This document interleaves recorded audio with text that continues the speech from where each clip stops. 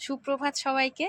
আজ মঙ্গলবার, আর আজকে জানুয়ারি মাসের 6 তারিখ 2026 সাল পড়ে যাওয়ার পরে 6 দিন হয়ে গেল। আর আজকে থেকে ছেলেমেয়ের স্কুল বসেছে।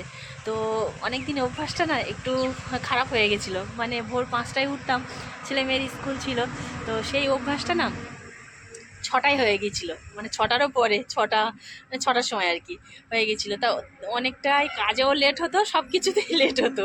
তো যাই হোক, প্রচুর কাজের চাপ ছিল 2025 সালের 22শে ডিসেম্বর থেকে।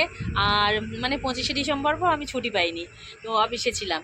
আর দীর্ঘ মানে কি বলবো 10-12 দিন এত কাজের চাপ, সকালবেলা বেরিয়ে যেতাম আর রাত্রে ফিরতাম। প্রচুর কাজের চাপ ছিল, এসআইআর হচ্ছিল এখন, তো সেই বিষয়ে আমাদের একটু সার্টিফিকেট দিতে হচ্ছিল। এতদিন আইসিডিএস এর কেউ কদর দিত না, তো এখন খুব কদর দিচ্ছে। তো যাই হোক, ওসব কথা ছেড়ে দিই। আজকে থেকে ছেলেমেয়ের স্কুল, তো ওরা বেরিয়ে গেছে 7টা 15-য়।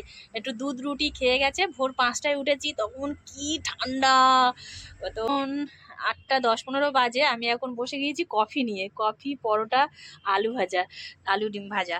তো ছেলে মেয়েকে রুটি করে দিয়েছি, ঠাকুরের পুজো পাঠ সেরে ছেলে মেয়েকে রুটি করে দিয়েছি। আর হচ্ছে দুধ রুটি খেয়ে গেছে, আর পরোটা আর আলু ভাজা টিফিন নিয়ে গেছে। আর আমার ওনারও খাওয়া হয়ে গেছে অনেক আগে। তারপরে একটু বিছানাপত্র গোছানো, আমি মালা জপ করলাম। তারপর মানে ছেলে মেয়ের 7টা 15-য় গাড়ি এসছে, এখন 10-এর পরীক্ষা হচ্ছে, ক্লাস 10-এ। তো সেই জন্য একটু তাড়াতাড়ি গেছে। তো সেই জন্য ওরা তাড়াতাড়ি চলে যাওয়ার পরে আবার ফের ওদেরটা আগে করে দিয়ে ছেড়ে দিয়েছি। তারপরে আমার উনি খেলো, ওকেও করে দিলাম। করে দেওয়ার পরে ওর খাওয়া হয়ে গেছে। মাছ এনেছিল, সেই মাছ টাছগুলো ধুলাম, বিছানাপত্র তুললাম, তুলে এক মালা টালা জব করা হয়ে গেছে। এখন এবার আমি খেতে বসেছি। 8টা 15 8টা 15 এখনও হয়নি, 8টা 10 ওরকম হবে।